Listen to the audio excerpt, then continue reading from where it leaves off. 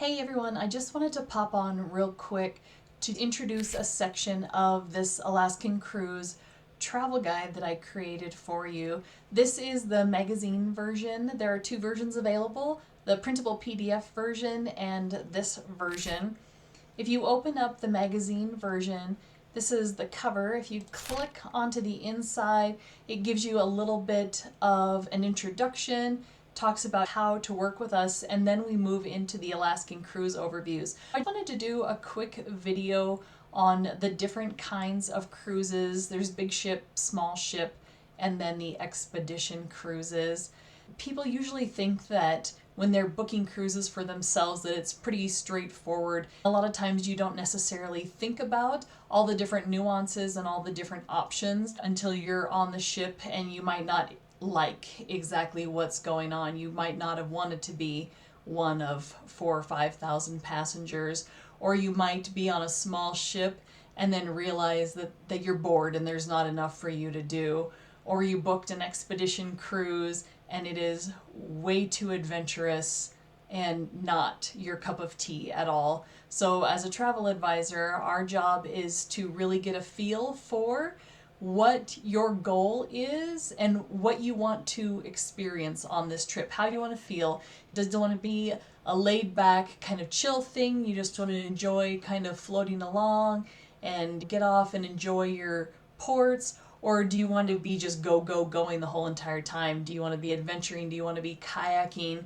Or do you want to be on a ship where there's tons of nightlife, that you want to go see the shows and you want to do the casinos and you want to do the dances? There's so many different options that you really want to be sure that for the amount of money that you're spending, that you are actually getting the best bang for your buck, and especially that you're getting the experience that you're seeking. So here, when we're looking at the Alaskan cruise overviews, big ship ocean cruisers, it says 1,000 guests or more. So if you're on a big ship ocean cruise, it's unlikely that you'll be on a ship with less than 2,500 people. It's 2,500 people, upwards of 5,000 people on the big ship. The small ship ocean cruises are under 1,000. The expedition cruises can be anywhere from really, really small, 25 passengers, up to upwards of 500. So if we flip the page here, we talk a little bit more in depth about the big ship ocean cruises. They are really good for people who want all sorts of dining options. On some of these bigger cruise ships, you have upwards of 30 different dining venues. You have entertainment at night. You have all sorts of onboard activities. So if you choose to just really enjoy, a lot of times these big cruise ships are destinations unto themselves. Like, you could stay on these ships and never get off of port, which I totally would not recommend that, especially on an Alaska cruise, because some of the biggest features are getting off the ship to really experience the Alaskan culture. Another thing that people really love on the ocean cruises are the spa treatments. They have nice spas. You can get your hair done, you can get your nails done, you can get the massages, you can get all sorts of fun experiences to relax while you're on the ship. And then you get a smooth, comfortable sailing experience with all the modern luxuries. These cruise lines are going to be Princess, Holland America, Celebrity, Royal Caribbean, Norwegian, and Virgin Voyages. You're going to have more of an adult feel on a Celebrity. Royal Caribbean is super family friendly.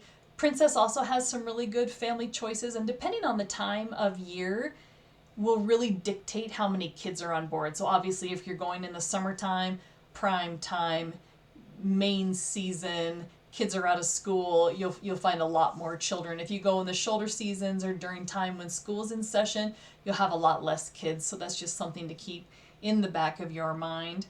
The big ship cruises also cannot get into the smaller ports. So you'll be going to the main big ports, whereas if we move over here to the small ship ocean cruises, it's a quieter, more intimate voyage. You can get into much smaller ports. These tend to be more gourmet dining, but not gourmet where you're not going to like it. It's really good food, but it's high quality food. A little more elevated service, so you're going to pay a little bit more to be on these small ship ocean cruises. The less passengers, the more cost is usually a good frame of reference. These cruise lines include Oceania, Seabourn, Windstar, Regent Seven Seas, and Viking Ocean cruises. Finally, we're going to just talk real quick about the expedition cruises. The expedition cruises are for people who are active and adventurous, and your excursions are going to be very active. You don't have to do the excursions, but this would be for people who really want to get immersed into this area. So for Alaska, you're going to be kayaking near the glaciers, or you could be hiking through some remote terrain. You're going to be doing much more adventurous things, definitely kind of once in a lifetime experiences. It's a different kind of culture than the small ship cruises or the big ship cruises. Over here, we're just going to look at big ship. You're going to have comfort amenities, classic routes, usually 7 to 10 nights. Small ship's going to be a little more intimate, more personalized service. The crew will get to know your name frequently. They may get to know your drink order. It's just a little bit different. The expedition cruises are definitely for adventure and exploration. And that's all we're going to talk about on this video. If you have questions about determining whether a big ship, a small ship, or an expedition cruise is right for you, feel free to send me a DM or drop a comment below. I'd love to hear from you. Talk to you later.